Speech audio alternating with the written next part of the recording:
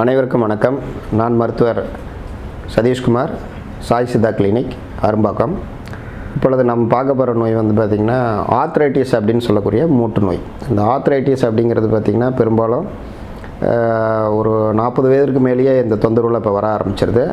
இதில் 2 வகையாக நம்ம பிரித்தறியணும். ஒன்று வயது வந்த பிறகு, அதாவது ஒரு 40 வயதுக்கு மேற்பட்டு இந்த மூட்டு தேய்வின் காரணமாக வரக்கூடிய ஒரு நோய்.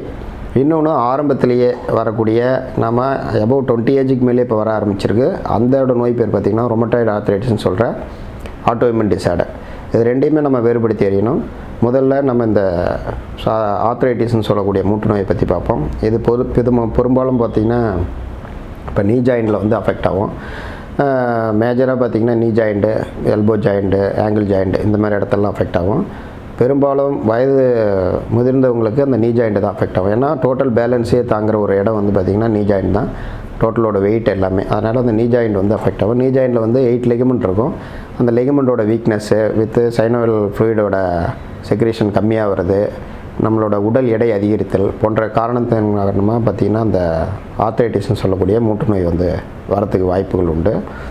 இந்த நோய் எதனால் வருது அப்படின்னா நம்மளோட உணவு பழக்க வழக்கத்தினால தான் மெயினாக வரும். இந்த உணவு பழக்க வழக்கத்தினால உடல் எடை கூடுவது. ரெண்டாவது, உணவில் பார்த்திங்கன்னா வாயுக்கள் அதிகமான சேர்ந்த பொருட்களை எடுத்துக்கிறது. அதிகமாக நம்ம வந்து உருளைக்கிழங்கு எடுத்துக்கொண்டு வர்றது, இப்போ அந்த கொண்டை கடலைன்னு சொல்கிற பொருட்களை எடுத்துக்கிறது. அப்புறம் நேரம் தவறி சாப்பிட்றது, லேட் நைட்டாக நம்ம எடுத்துக்கிறது. ஒரு இரவு உணவில் வந்து தோசை வந்து அதிகமாக எடுத்துக்கொள்ளவங்களுக்கு இந்த மூட்டு நோய் வரதுக்கான காரணங்கள் வந்து அதிகமாக இருக்குது. அதனால் இரவு உணவில் வந்து தோசையை தவிர்த்துறது ரொம்ப நல்லது. இதற்கு வந்து சித்த மருத்துவத்தில் நல்ல தீர்வு இருக்குது. ஆரம்ப நிலையிலேயே நம்ம வெளிமருந்துகள், உள்மருந்துகள் 2 வகையான மருந்துகள் இருக்குது. வெளிமருந்துகளில் சிவப்பு குக்கில் தைலம் இருக்குது, அப்புறம் வாதகேசரி தைலம் இருக்குது, சிட்ராமுட்டி தைலம் இருக்குது. இந்த தைல வகைகள் எல்லாம் நம்ம எந்த இடத்துல அஃபெக்ட் ஆகிருக்குதோ அந்த இடத்துல வந்து மேற்பூச்சாக தடவினோம்னாவே நல்லாயிருக்கும். பட்டு மருந்துகளான மைன தைலம் இருக்குது. பற்றுன்னு சொல்லக்கூடிய இந்த அமுக்கரா பற்று, அதிமதுர பற்று போன்ற பற்றுகள்லாம் வந்து சிறந்த முறையில் வந்து நம்மளுக்கு அந்த வலியிலேருந்து ரெக்கவரி ஆகும். உள்மருந்துகள்னு பார்த்திங்கன்னா அமுக்கரா சூர்ணம் இருக்குது, வித்தியானியா சோம்னிஃப்ரா அப்படிம்பாங்க.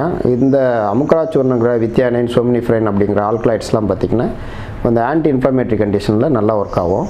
அதனால் நம்ம வந்து ஒரு பெயின் கில்லர் போடாமையே நம்ம அமுக்கரா சூர்ணம், சங்கு பருப்பம், அந்த குங்குளி பருப்பம் கலந்த அந்த கலவை வந்து நம்ம எடுத்துக்கொண்டு வரோம் அப்படின்னா நம்ம முற்றிலுமாகவே அந்த நோயிலேருந்து நம்ம விடுபடலாம். நம்மளோட உடலோட நோய் எதிர்ப்பு தன்மையும் கூடும்.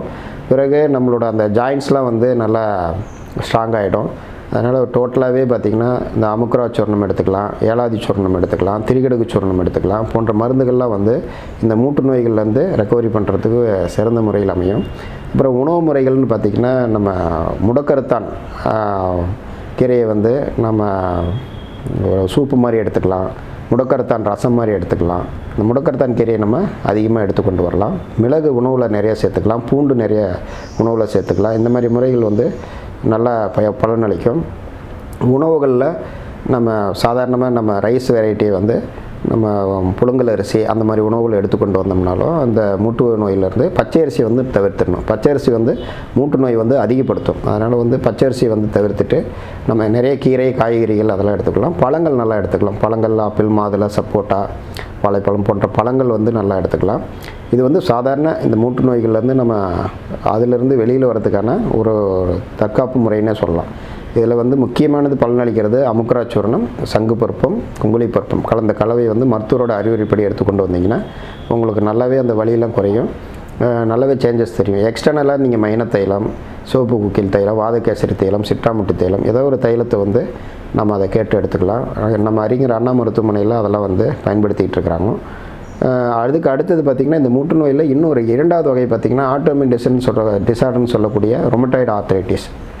இந்த ரொமட்டாய்டு ஆர்த்ரைட்டிஸ் எப்படி இருக்கும் அப்படின்னா நம்மளோட பிளட்டு இன்வெஸ்டிகேஷனில் RH ஃபேக்டர் வந்து பாசிட்டிவாக இருக்கும். இப்போ எபோவ் 10க்கு மேலே போகுது அப்படின்னா உங்களுக்கு எல்லா ஜாயின்ட்ஸ்லையுமே பெயின் இருக்கும். எல்லா ஜாயின்ட்ஸ், அதாவது ஸ்மாலர் ஜாயிண்ட், மேஜர் ஜாயிண்ட் எல்லாத்துலேயுமே வந்து பெயின் இருக்கும். அந்த பெயின் வந்து பார்த்திங்கன்னா நீங்கள் எது சாப்பிட்டிங்கனாலும் ஒன்றும் கேட்காது. பெயின் கில்லர் சாப்பிட்டா மட்டும்தான் அது வந்து சரியாகும். அந்த மாதிரி கண்டிஷனில் வந்து உங்களுக்கு வந்து பிளட்டில் வந்து சீரியாட்டிவ் ப்ரோட்டீன் அதிகமாக இருக்கும். அப்புறம் வந்து ஆன்டி நியூக்ளியர் ஆன்டிபாடி அதிகமாக இருக்கும். இந்த மாதிரி கண்டிஷனில் வச்சு தான் நம்ம அதை பார்ப்போம்.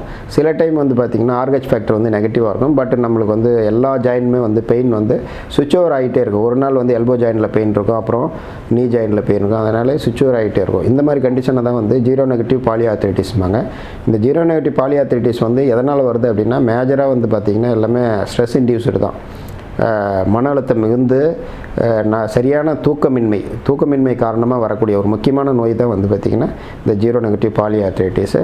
ரொம்ப நேரம் அவங்களோட ஒர்க்கு கண்டிஷன் வந்து பார்த்திங்கன்னா லேட் நைட்டாக தூங்குறது, இதே பழக்கமாக இருக்கிறாங்க, ரெஸ்ட்லெஸ்ஸாக இருக்கிறது, அந்த மாதிரி சூழ்நிலையில் இந்த ரொமட்டாய்டு ஆர்த்ரைட்டிஸ் ஜீரோ நெகட்டிவ் பாலிஆர்த்ரைட்டிஸ்லாம் வரதுக்கான வாய்ப்புகள் அதிகம்.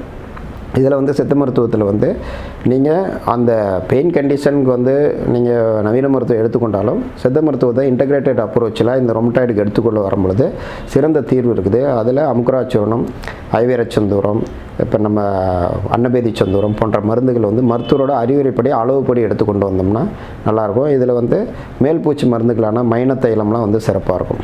மைன தைலத்தில் வந்து பட்டி கட்டுறது, அமுக்கரா பட்டி போடுறது, இதெல்லாம் வந்து சிறந்த முறையில் இருக்கும். அப்புறம் வாரம் ஒரு முறை எண்ணெய் தேய்ச்சி குளிக்கிறது, முழுவதுமாகவே எண்ணெய் குளியல். இந்த ரொமட்டாய்டு இருக்கவங்களுக்கு வந்து வாதத்தன்மை வந்து அதிகமாக இருக்கும். அதுலேருந்து நம்ம விடுபடுறதுக்கு முழுவதுமாகவே எண்ணெய் குளியல், இந்த பஞ்சகற்ப குளியல்னு சொல்லுவாங்க. பஞ்சகற்பம்னா இந்த நெல்லி வற்றல், வெண்மிளகு, கடுக்காய்த்தூள், கஸ்தூரி மஞ்சள், வேப்பமெத்து போன்ற பொருட்களை வந்து பாலில் கலந்து முழுவதுமாகவே உடலில் பூசி ஊற வைத்து அதை நம்ம குளிக்கும் பொழுது இந்த வாதத்தோட தன்மை வந்து குறையும். அதனால் இந்த ரொமட்டாய்டு ஆர்த்ரைட்டிஸ்னு சொல்கிற இந்த தீவிரத்தன்மையுள்ள வாத நோயிலேருந்து விடுபடுறதுக்கு சித்த மருத்துவத்தில் இந்த மருந்துகள்லாம் இருக்குது. உயர்தர மருந்துகள் நம்ம மருத்துவோட அறிவுரைப்படி எடுத்துக்கிறது சிறந்த முறையில் அமையும்.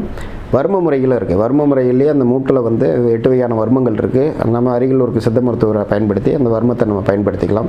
காக்கட்டை காலம் இந்த மூட்டு வர்மத்தில் இருக்குது, தவளை வர்மம் இருக்குது, குதிரை வர்மம் இருக்குது போன்ற வர்மங்கள்லாம் வந்து சிறந்த முறையில் வந்து இந்த மூட்டு நோய்களை வந்து குணப்படுத்துறதுல வந்து முக்கிய பங்கு வகிக்குது. அதனால் இந்த மூட்டு நோய் அப்படிங்கிறது வந்து பார்த்திங்கன்னா ஏஜ் வைஸ் வரக்கூடிய மூட்டு நோய், ஆட்டோமின் டிசார்டர், ரெண்டுமே வேகிப்படுத்தி இது எந்த லெவலில் நம்ம இருக்கிறோம் அப்படிங்கிறத பார்த்து அருகில் இருக்க மருத்துவரை பயன்படுத்தினீங்கன்னா உங்களுக்கு வந்து சிறப்பான முறையில் அமையும். நன்றி, வணக்கம்.